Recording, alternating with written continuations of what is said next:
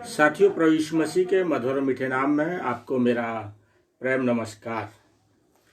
आज मैं जिस अध्याय पर मनन कराना चाहता हूँ वो यहोशू की पुस्तक उसका अध्याय 10 है। मैं 16 से लेकर पद उसके 43 तक पर अध्ययन कराना चाहता हूँ। इसी अध्याय के 10 अध्याय के पद 1 से लेकर 15 पर मैंने 2 दिन पहले मनन कराया था, लेकिन उसका जो दूसरा हिस्सा है उस पर मैं आज मनन कराना चाहता हूँ।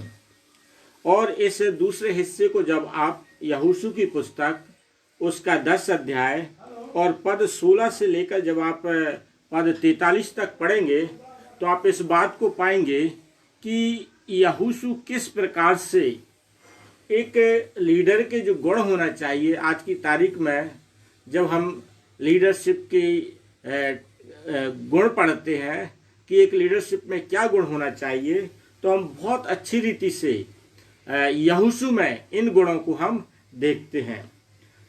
यदि आप देखें तो जो यहोशू है उनसे लड़ रहा है, जो इस्राएलियों के लिए परमेश्वर ने जो देश प्रतिज्ञा का देश देने की परमेश्वर ने प्रतिज्ञा की थी, उन देशों को, उन राज्यों पर विजय पाने के लिए ये यहोशू की और इस्राएलियों की लड़ाई है। और परमेश्वर इस्राएलियों के साथ बड़ी मजबूती के साथ खड़ा है। और हम ये यदि पूरे पिछले अध्याय में देखें कैसे परमेश्वर लाल समुद्र को पार करता है, कैसे परमेश्वर यरदन नदी में को 2 भागों में बांटता है, उसका जल थम जाता है, कैसे यरीहो नगर पर विजय पाते हैं। और जब ये विजय पाते जाते हैं तो हम इस बात को देखते हैं कि इनके विरुद्ध में जो यरूशलेम का राजा है अदोनी सेदेक, ये 5 राजाओं के साथ मिलकर इनके विरुद्ध में लड़ने को तैयार होता है, जिसे हमने 10वें अध्याय के पद 1 से 15 तक में देखा था। और ये जो 5 राजा हैं तो यरूशलेम का राजा अदोनी सेदेक है, हेब्रोन का राजा होमाम है, यरमूत का राजा पिराम है, और लाकीश का राजा यापी, और एग्लोन का राजा दबीर है। और यदि आप इसके जैसे 16वें पद में आप पढ़ेंगे तो इस्राएलियों ने इन सबको मारकर खदेड़ा और इनको मारते गए। जब इनको मारते जा रहे थे तो ये जो 5 राजा है ये क्या करते हैं, मक्केदा में एक गुफा थी तो अपने प्राणों को बचाने के लिए उस गुफा में छिप जाते हैं। जब उस गुफा में छिप जाते हैं तो इस्राएली क्या करते हैं, उनको मारने के लिए प्रयास करते हैं। तो यहोशू की यहाँ पर एक बहुत अच्छी लीडरशिप हमें देखने को मिलती है। यहोशू बोलता है एक जो काम करना है, ये जो गुफा में ठहरे हुए हैं इन पर पत्थर लगा के इस गुफा को बंद कर दो। अभी हमें इनको छेड़छाड़ नहीं करना है, इनको नहीं मारना है, अभी हम उनको मारना है जो भाग रहे हैं।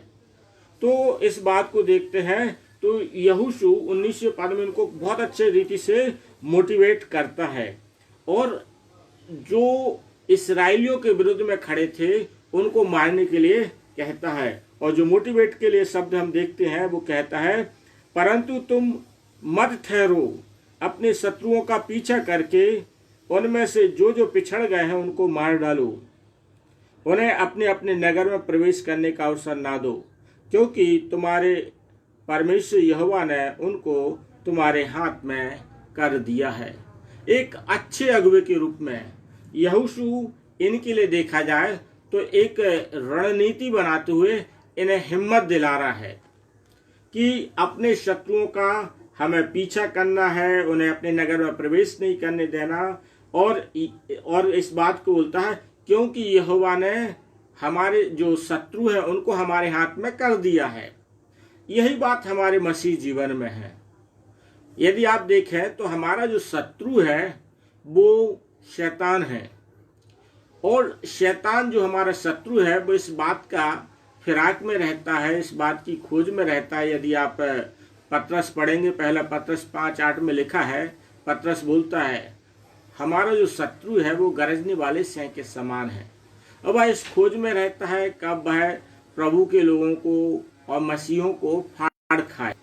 तो ये हमारे जीवन के लिए एक चीज को हमें समझना है कि जब हमारा परमेश्वर हमारे शत्रुओं को हमारे हाथ में कर देता है या शत्रुओं को हमारे पैरों तले कर देता है, तो हमें उसे छोड़ना नहीं है, हमें उस पर जीत हासिल करना है। उदाहरण के लिए आज की तारीख में यदि हम देखें तो एक विश्वासियों का जो शत्रु होता है वो संसार की अभिलाषाएं होती हैं। और बाइबल जैसा हम पढ़ते भी हैं कि आंखों की अभिलाषा, शरीर की अभिलाषा, जीविका का घमंड, ये सारी चीजें हमारे शत्रु हैं। और इन पर हमें जीत यदि हासिल करना है तो हमारी ये जीत करने के लिए हमारे प्रभु यीशु मसीह ने हमें सक्षम बना दिया है। हमारे प्रभु ने इन सब बातों पर विजय दिलाने के लिए हमें सक्षम किया है। तो हमें इस बात का अवसर शैतान को नहीं देना है कि वो किसी भी रीति से, यदि हमारे जीवन में से, जब हम प्रभु में नहीं थे तो हमारा जीवन पाप से भरा जीवन था। हम बीड़ी पीते होंगे, सिगरेट पीते होंगे, शराब पीते होंगे, गांजा पीते होंगे, व्यभिचार करते होंगे, कई प्रकार के भ्रष्टाचार में लिप्त रहे होंगे। कई प्रकार के हमारे जो शैतान है जो इस प्रकार के षड्यंत्रों से हमारा पतन करता रहता है, हमारे सब शत्रु थे। जब हमने प्रभु यीशु मसीह के द्वारा हम जीत पा लिए हैं, हमने प्रभु यीशु मसीह को अपना जीवन दे दिया है, तो हमें इनके लिए क्या करना है? ठहरना नहीं है कि अब हमने छोड़ दिया था, अब उस विषय पे हम शांत हो जाए। नहीं, हमें इस बात का अभ्यास करते रहना है, हमें इस बात का प्रयास करते रहना है कि संसार की अभिलाषाएं हम पर हावी ना हो। इसीलिए तो बाइबल में बार बार इस बात को बोला जाता है। हम प्रभु यीशु मसीह बोलते हैं और पत्रस भी अपनी पत्र में लिखता है पवित्र बनो जैसा तुम्हारा बुलाने वाला पवित्र है। प्रभु यीशु मसीह कहते पवित्र बनो जैसा मैं पवित्र हूँ। और इस बात को बताया जाता है कि हम पवित्र होने के लिए बुलाए ही गए हैं। तो हमारे जो शत्रु संसारिक जो अभिलाषाएं और जो बुरे कार्य हैं, हमें उन पर जीत हासिल करते जाना है। क्योंकि अभी जैसे शैतान है उसको तो क्या कर दिया है, इन्होंने पांचों राजाओं को गुफा में कहा भी छोड़ दो, हमें इन पर जीत हासिल करते जाना। इनका क्या हस्त करेंगे वो अपने आप शैतान पैरों के नीचे आएगा। तो हम मसीहों के लिए हमें ये जो जीत है उस पर निरंतर जीत को हमें हासिल करते जाना है। तो यहोशू इनके माध्यम से एक हमें बहुत अच्छी शिक्षा देता है। इसके बाद जो यहोशू जो आप देखें तो पद आप इसको देख सकते हैं, पद 24 और 25 में वो क्या करता है, जो यहोशू का जो हम देखते हैं जो चरित्र के रूप में, कि यहोशू अपनी जीत को अपने साथ के जो लोग हैं, जो सैनिक लोग हैं, अपनी जीत को उनके साथ शामिल करता है। ये केवल जीत हमारी नहीं है, ये जीत आपकी भी है। तो यदि आप यहोशू की पुस्तक उसके 10 अध्याय के पद 24 और 25 को पढ़ेंगे तो यहोशू क्या करता है, अपने इस्राएल के जो सब पुरुष रहते हैं, जो योद्धा रहते हैं, तो योद्धाओं के प्रधानों को बुलाता है और योद्धाओं को प्रधानों को बुलाता है। और जो मक्केदा की गुफा में छुपे हुए 5 राजा हैं, इन 5 राजा को निकलवाता है। और 5 राजा को जब निकलवाता है तो सारे योद्धाओं के प्रधान से बोलता है इनकी गर्दनों पर क्या रखो, पैर रखो। अर्थात यहोशू इस बात को बताना चाहता है कि ये जीत केवल मेरी जीत नहीं है, ये जीत हर एक इस्राएली व्यक्ति की जीत है, ये एक जीत हर एक इस्राएली योद्धा की जीत है। तो वो क्या करता है, अपनी जीत में सबको शामिल करता है।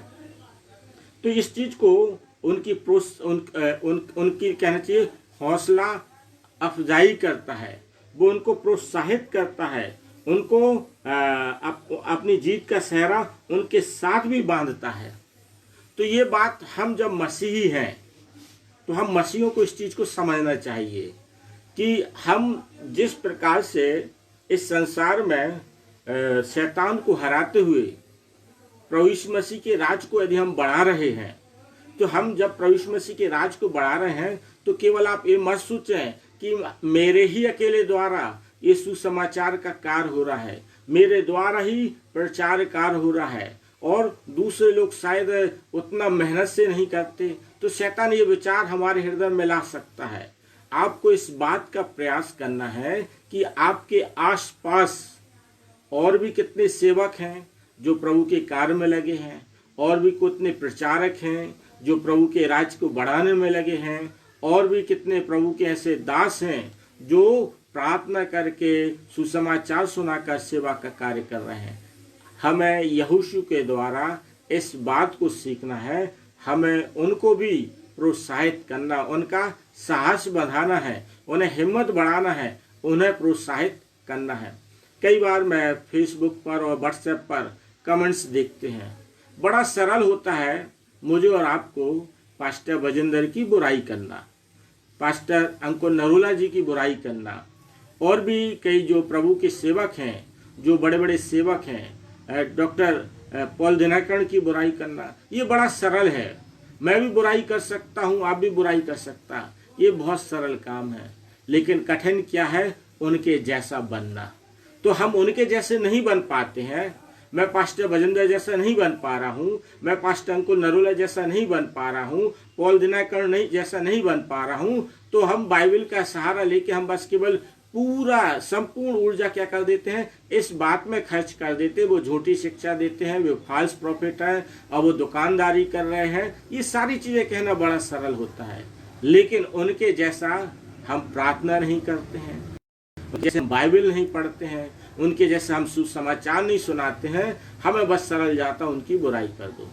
तो बुराई करना चूंकि हमें सरल लगता, सरल कर देते, उनके जैसा बनना कठिन लगता, हम वो प्रयास नहीं करते। और आप सोचिए, जितनी ऊर्जा आप उनकी बुराई करने में लगा देते हैं, यदि इतना ऊर्जा आप प्रभु के चरणों में लगा दीजिए, इतनी ऊर्जा आप बाइबल पढ़ने में लगा दीजिए, इतनी ऊर्जा आप सुसमाचार सुनाने में लगा दीजिए, प्रभु के राज के विस्तार में लगा दीजिए, प्रभु की महिमा में लगा दीजिए, धन्यवाद में लगा दीजिए, तो प्रभु शायद आपको उनके समान बना दे, उनके समान सामर्थ्य से भर दे, आत्मा से भर दे, विभिन्न दान वरदानों से भर दे। हम उसको नहीं करते, सरल जाता हमें बुराई करना, और वो करते हैं। तो यहाँ पर यहोशू अपनी जीत को सबके साथ शामिल करता है। तो यहोशू का हमें ये गुण बड़ा अच्छा लगता है।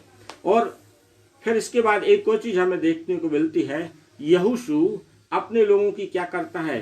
हिम्मत बढ़ाता है। क्योंकि यदि आप 25वें पद में लिखा है उसके अंतिम समय में, हियाव बांध कर दृढ़ हो, क्योंकि यहोवा तुम्हारे सब शत्रुओं को जिनसे तुम लड़ने वाले हो ऐसा ही करेगा। अर्थात यहोशू इस बात को बोलता है इसराइलियों से कि तुमने इन पांचों राजा, एमोरियों के जो पांचों राजा हैं, अदोनी सेदेक है, हुमाम है, पिराम है, यापी है, दबीर है, इन पर तो आपने जीत हासिल कर ली है। इनको आपने अपने पैरों के, उनकी गर्दनों पर अपना पैर तो रख लिया है, पर आप इस बात में आशा रखिए, इस बात में हिम्मत रखिए कि हमारा जो परमेश्वर है आपको आगे इसी प्रकार की जीत दिलाएगा। और भी आपको लड़ना है तो और भी आपको ये जीत दिलाएगा, क्योंकि आगे इनकी लड़ाई और रहना है। क्योंकि यरदन के यदि देखा जाए तो 2.5 गोत्र को उनको 2.5 गोत्रों को भाग मिला है, और फिर यरदन के पार यहाँ भी कुछ गोत्रों को अभी भाग मिला है, और यदि आप देखेंगे आगे तो 7 गोत्रों का भाग बाकी रहता है। तो इन्हें और भी अभी लड़ाई लड़ना है। तो ये जो लड़ाई है, ये इस बात को आप रखिए, इन्हें हिम्मत बनाता है, इन्हें आसान्वित करता है कि हमारी जीत इसी प्रकार से होगी। तो एक अच्छा जो हमारा लीडर होता है, जो अगुवा होता है, वो उनमें अपने जो नीचे हुए लोग हैं उनको आशा से भरता है, उनको हिम्मत बनाता है, और उन्हें भविष्य की जीत के विषय में आश्वान वो भविष्य की जीत में के विषय में निश्चित करता है कि हमारा परमेश्वर जो ऐसा परमेश्वर है जो आज और कल और युगानुयुग कभी नहीं बदलता है, वो हमारे साथ रहने वाला परमेश्वर है। तो इस प्रकार से जब यहोशू अपने लोगों की हिम्मत बढ़ाता है, अपनी जीत में सबको शामिल करता है और भविष्य की आशा के विषय में बताता है, तो हम देखते हैं कि ये जो इस्राएली लोग हैं, जो इस्राएली सैनिक हैं इतने अधिक वो सामर्थ्य से भर जाते हैं, उत्साह से भर जाते हैं। इसके बाद आप लगातार यदि आप यहोशू के 28 पद से आप पढ़ेंगे तो आप देखेंगे लगातार वो मक्केदा पर चढ़ाई करते हैं, उस पर उनकी जीत होती है। लेबना पर चढ़ाई करते, उस पर जीत होती है। लाकीश पर करते, गेजेर, एग्लोन और दबीर, और लिखा है अंतिम पद में कि कादेश बढ़ने से लेकर अज्जा तक और भी गिबोनियों के सारे जो गोशेन में रहने वाले थे, इन सब लोगों पर इस्राएली क्या करते हैं? जीत हासिल करते हैं। तो जब हम एक हमारा अगुवा यदि वास्तव में अच्छी रीति से अगुवाई करता है तो हमारी जीत निश्चित होती है। और यदि आप देखें आज के समय में यदि हमारा कोई अगुवा है तो हमारा अगुवा तो प्रभु यीशु मसीह है। और हमारा प्रभु यीशु मसीह जो अगुवा है उसने तो पूरे संसार पर जीत हासिल करके चला गया है। शैतान को उसने अपने पैरों के तले उसकी गर्दन को दबा के रखा है। तो आप इस बात को स्मरण रखिए कि हमारा जीवन बस अपने अगुवे के अनुसार चलने वाला बना रहेगा, हमारी जीत निश्चित रहेगी।